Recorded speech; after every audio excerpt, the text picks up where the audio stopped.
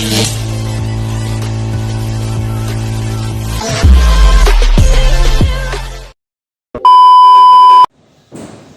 yan guys, ina-update ko lang kayo sa January 17 yung piping ko.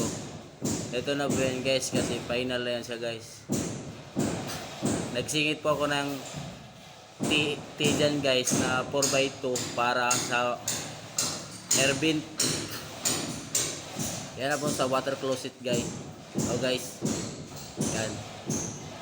So may clean out ako dyan guys. Yun guys, drain ng inidoro yun guys. Yung may pit trap.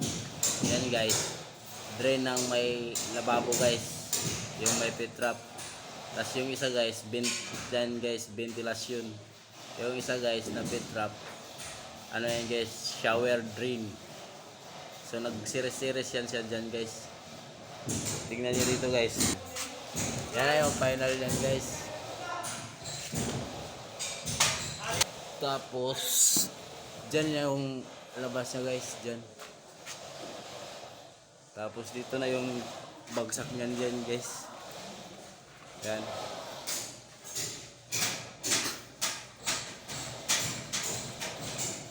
Yan guys. Itong didos guys, na nasa ano guys, ano yan guys, trench drain guys sa canopy. So nakikita niyo yung piping namin guys, oh. Yan, final na yan guys.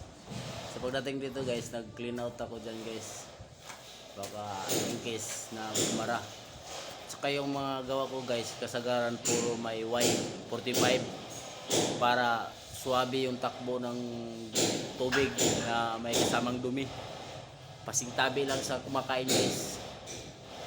So thank you for watching guys. Huwag niyong kalimutan mag-like at mag-follow at mag-subscribe sa aming YouTube.